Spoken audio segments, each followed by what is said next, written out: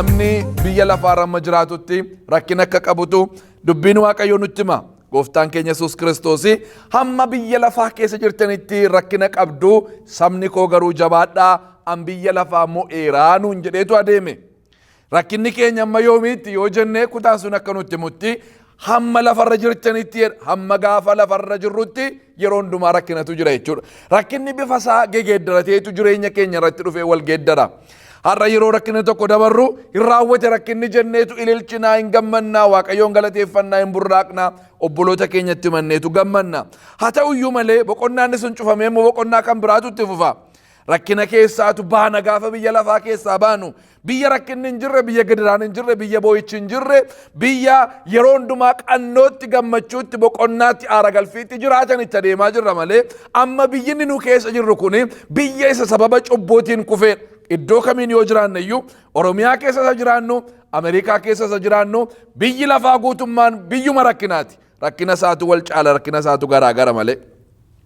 Kanaafan mata duree kana filadhe, namni rakkina keessa jiru hundumtuu rakkinni isa fuudhee akka hin deemne, rakkina sana keessatti jabaatee, amantii isaatti jabaatee, Waaqayyotti jabaatee, kaayyoo Waaqayyotti isa barbaadutti jabaatee, dubbii Waaqayyoo nutti kenname sanatti jabaannee, kadhatatti jabaannee, Waaqayyoon galateeffachuutti jabaannee, walitti qabamuu keenyatti jabaannee, waldaatti jabaannee akka nuyi jiraannutu Waaqayyo barbaada. Haalli dhufee darbu jireenya keenya fuudhee akka hin dabarre, rakkinni dhufaa hin darba. Rakkinati keessa jirtu rakkina dhaabbataa miti. Dhukkubati keessa jirtus dhaabbataa miti. Iyyumati keessa jirtu dhaabbataa miti. Lolliyaati qabdu dhaabbataa miti. Manni dhaanati keessa jirtu dhaabbataa miti. Hin geeddarama wanti hundumtuu. Badhaadhummaanati keessa jirtus dhaabbataa miti. Fayyaanati qabdus dhaabbataa miti. Nagaanati qabdus dhaabbataa miti. Wanti biyya lafaatti ati amma keessa jirtu hundumtuu dhaabbataa miti. Hin darba. Haa ta'uyyuu malee wanti nuyi keessa jirru gaarii nutti fakkaatus, gadhee nutti fakkaatus, boqonnaa nutti fakkaatus, wallaansoo nutti fakkaatus hin darba sababa ta'eefi nuyi garuu isa darbu hundumaa duukaa kan dabarree yeroo hundumaa dhaabbannee isa bara baraan jiraatu Waaqayyoon duukaa akka nuyi dhaabbannutu dubbiin Waaqayyoo nutti hima. Maqaan Waaqayyoodha bara baraan kan eebbifame haa ta'u. Seera ba'uu boqonnaa 14 lakkoofsa 13 irraa ka'eedha. Museen saba sanaanii warra Gibxi warra har'a argitanii kana deebitanii akka kanatti lammaffaa waan hin argineef hin sodaatinaa. Jabaadhaa dhaabbadhaati har'a gochaa Waaqayyoo isin fayyisuudhaaf raawwatu ilaalaa.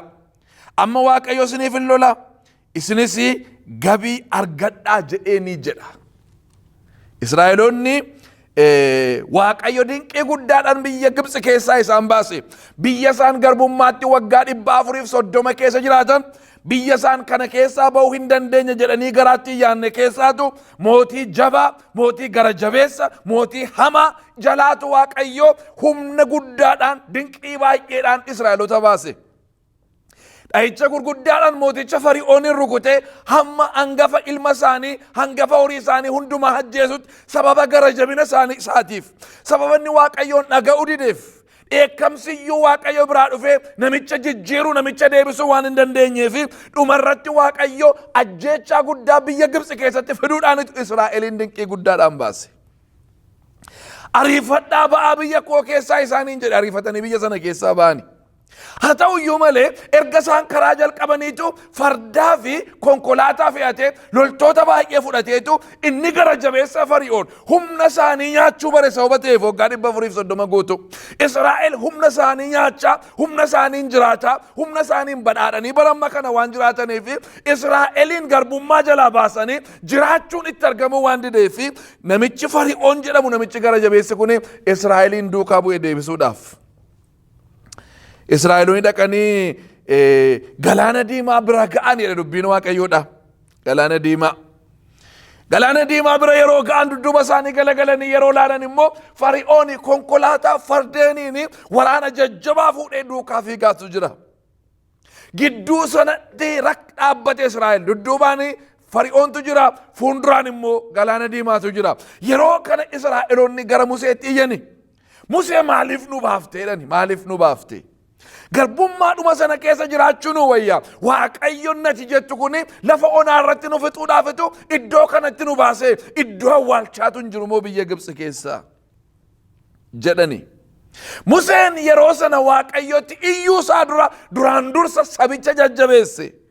Maal jedheeni warra har'a argitan warra Gibxi kana lammataa deebitanii akka kanatti hin argitaniiti yaa Israa'el jedhe Museen jabaadhaatii dhaabbadhaa jedhe. Haaleluyyaa. Yaa Israa'el rakkina kana keessa moo gidiraa kana keessa moo du'a namatti bitaadhaaf mirgaan dhufe kana keessa moo dhaabachuun hin danda'ama isa keessa. Dhaabatanii Waaqayyo as keessaa nu baasuu hin danda'a jedhanii amanuun hin danda'ama.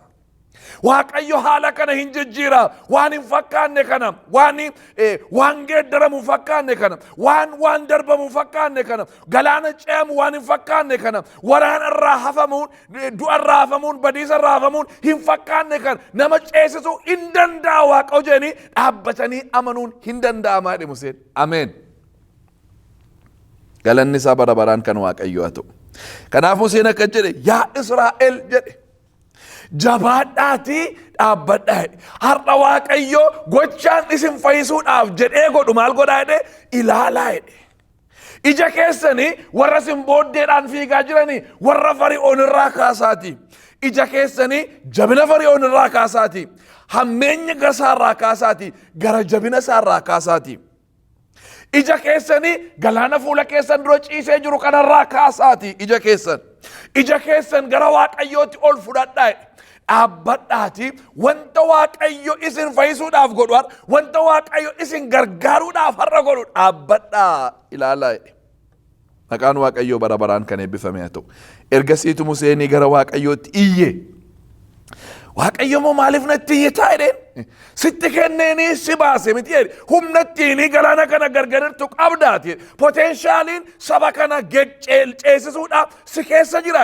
Duwwaadhuman gasi dhiise Museen miti jedhe. Utuun si hidhachiisin, utuun humna sitti hin kennin, dandeettii isaatuu sitti hin kennin, calluma dheetanii si erge miti jedhanii. Weel equipped taateeti hidhattee jirta jedheen. Maqaan Waaqayyoodha bara baraan kan eebbifame haa ta'u. Uleenan sitti kenne galaana kana kutuu hin danda'e Waaqayyo. Har'a ergaan koo jabaadhu dhaabbadhu seedudha. Jabaadhu dhaabbadhu.